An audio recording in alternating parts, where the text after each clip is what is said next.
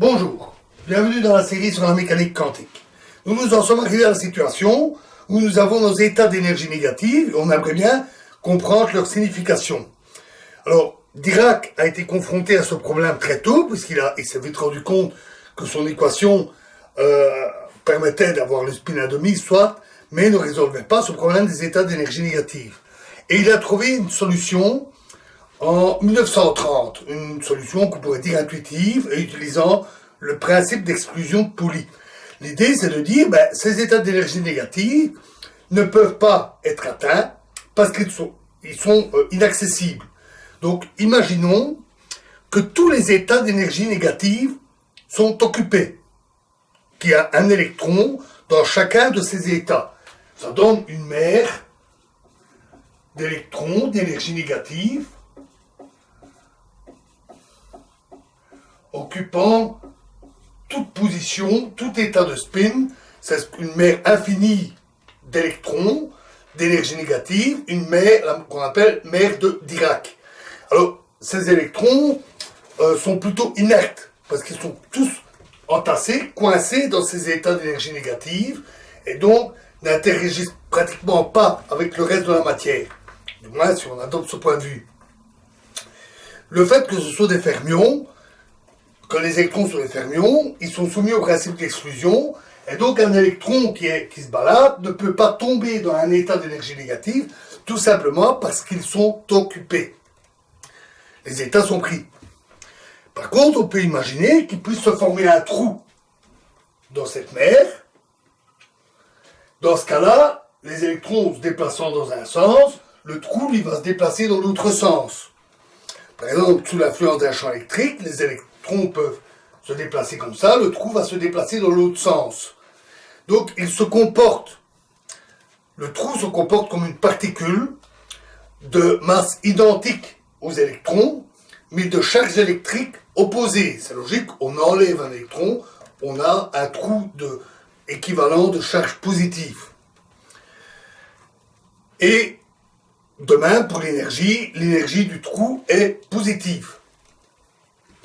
On appelle un tel trou un anti-électron ou positron, c'est-à-dire électron, la transformation d'électron en positron pour positif, et charge électrique positive. Ce point de vue intuitif prédit deux phénomènes. D'abord, l'annihilation. Si un électron vient se balader alors qu'il y a un trou, il peut très bien, cette fois, tomber dans cet état, tomber dans le trou, combler le trou. Et à ce moment-là, l'électron disparaît, il est inclus alors dans la mer, et le trou disparaît avec lui. On a donc annihilation d'un électron et d'un positron. L'énergie due à cette transition est alors émise, par exemple, sous forme de photons. Il faut d'ailleurs au moins 2 photons émis. Simplement pour une raison de conservation de l'impulsion. Une exception si une partie du changement de l'impulsion est absorbée par un tiers, par exemple un noyau atomique. De tels phénomènes d'annihilation peuvent se produire au sein d'un atome, d'un noyau nucléaire, lors de certaines transformations nucléaires, avec émission d'un seul photon. Inversement, un photon peut heurter un électron et l'exciter. Alors là aussi, pour la même raison, il faut qu'il y ait une cible autre que la mer pour absorber l'excès d'impulsion. Donc par exemple, il peut déjà y avoir un électron heurté par ce photon. Un photon suffisamment énergétique pour franchir la barrière entre les états positifs et négatifs qui est de 2 mc², la masse des électrons. Donc un photon gamma, par exemple. À ce moment-là, l'électron du trou peut être excité, se retrouve à l'extérieur, et le trou est formé. On a alors création ainsi d'une paire électron-positron. Cette prédiction, bien qu'intuitive, un peu bizarre, a été confirmée très vite. Dès 1932, on découvrit le positron et ses propriétés, telles que création, annihilation. Donc c'était une belle prédiction de la théorie de Dirac. Notons que si les électrons peuvent être annihilés, ils peuvent disparaître, ce qui fait qu'on a un problème avec la fonction d'onde. Elle ne représente plus, à strictement parler, la probabilité de présence d'électrons, du moins quand il y a plusieurs particules, lorsqu'on considère ces états d'énergie négative et la possibilité d'avoir annihilation et création de particules. Autre chose, Klein-Gordon ne peut plus être écarté à cause de ces états d'énergie négative. Lui aussi peut devenir une théorie avec des antiparticules, à ceci près que Klein-Gordon décrit des particules scalaires sans spin. Et notons qu'on peut d'ailleurs établir assez facilement d'autres équations pour des particules de spin 1, mais ça, c'est connu, c'est les équations Maxwell, ou des particules de spin 2, etc. Donc on peut écrire de telles équations pour n'importe quel spin. Toutefois, cette théorie a deux défauts. Tout d'abord, elle utilise le principe d'exclusion de Pauli. Quand la mer est pleine, les électrons ne peuvent pas tomber dans les états d'énergie négative, ce qui résout ce problème de stabilité des états d'énergie positive, de stabilité des atomes dont nous avions parlé. Mais ça ne marche qu'avec des fermions de spin demi-entiers. Les bosons, comme dans le cas de Klein-Gordon, cet argument ne peut pas être utilisé. De plus, il faut bien dire, une telle mer infinie est quand même un concept un peu bizarre. Pourquoi cette infinité d'électrons avec une charge électrique infinie aussi, une masse infinie, devrait avoir des effets gravitationnels énormes, d'autant que cette mer n'est pas totalement virtuelle, elle n'est pas imaginaire, puisqu'on peut créer des trous, des positrons. Donc on a besoin d'une vraie théorie multiparticule. Une vraie théorie qui ne fait pas ce genre de raisonnement bizarre et qui décrit ex nihilo un système avec possibilité de plusieurs particules qui peuvent être créées, annihilées. Ça, c'est ce qu'on appelle la théorie quantique des champs. Elle part des champs électromagnétiques, où la fonction d'onde de Dirac vue alors comme un champ, et on applique une quantification appelée parfois un peu improprement seconde quantification. Et les excitations du champ deviennent alors les particules. Nous ne verrons pas cela ici. La théorie quantique des champs, qui est un domaine beaucoup plus élaboré, assez différent, mais nous le verrons probablement dans une autre série que je créerai sur le sujet. Notons que cette approche par les trous reste utile, d'ailleurs nous l'avons vu. Elle est utile dans des situations où il y a réellement un substrat physique avec plein d'électrons. C'est le cas des métaux, des semi-conducteurs, où les trous jouent un rôle majeur.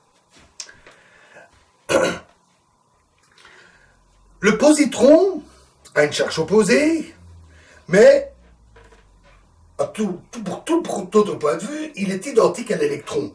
Il a la même masse, etc. Donc, il doit exister une certaine symétrie dans l'équation de Dirac, et on recherche une symétrie qui fait passer une transformation, qui transforme une fonction d'onde psi d'électron en psi c,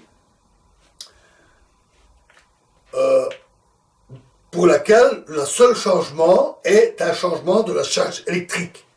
Donc l'équation reste identique, à ceci près que le signe de la charge électrique change. Il passe de moins dans l'équation de Dirac à plus pour le positron. On cherche une transformation telle que psi c est égal à état c fois c fois psi. Donc c est la transformation recherchée, et état c est une phase globale. On sait qu'une phase globale est inobservable. En général, elle est posée égale à 1. Mais en toute généralité, on peut la noter. On effectue quelques calculs, je ne vous donne pas les détails de ce calcul. On calcule assez facilement un tel opérateur dit de conjugaison de charge, puisqu'on a une inversion de la charge, on l'appelle conjugaison de charge. On le calcule assez facilement en prenant l'équation de Dirac. On prend son conjugué complexe, on prend la transposée au sens des matrices, et on trouve facilement cette transformation. Elle s'exprime comme un produit de matrice gamma, donc avec le gamma 0 en particulier. Donc voilà, donc je ne vous l'écris pas, c'est pas nécessaire ici.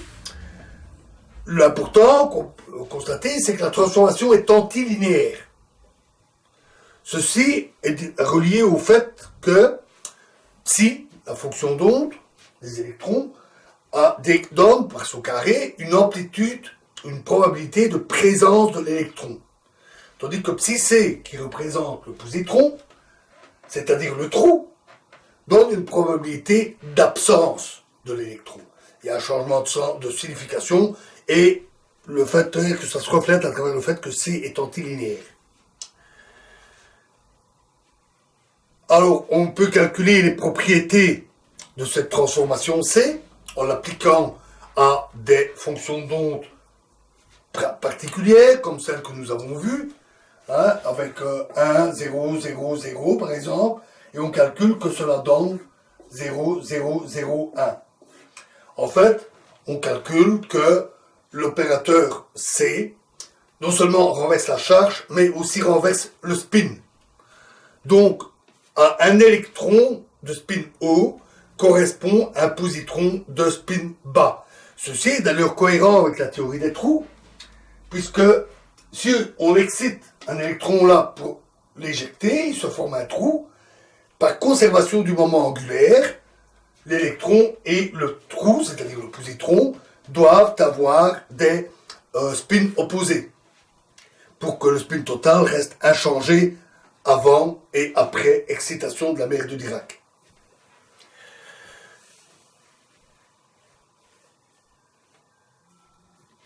Mais d'un point de vue formel, l'important c'est que C change sa charge. Parce que le fait que l'électron de spin haut donne un électron de spin bas, c'est important pour les calculs, mais les électrons peuvent aussi bien avoir des spins hauts que des spins bas, donc ça ne change pas grand-chose ici. Ça sera différent avec les neutrinos.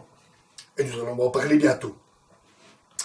Donc, nous avons résolu l'objectif de comprendre ces états d'énergie négative, au moins avec l'approche intuitive de la mer de Dirac. Nous n'avons pas tout compte ici du champ électromagnétique, ce n'est pas très difficile.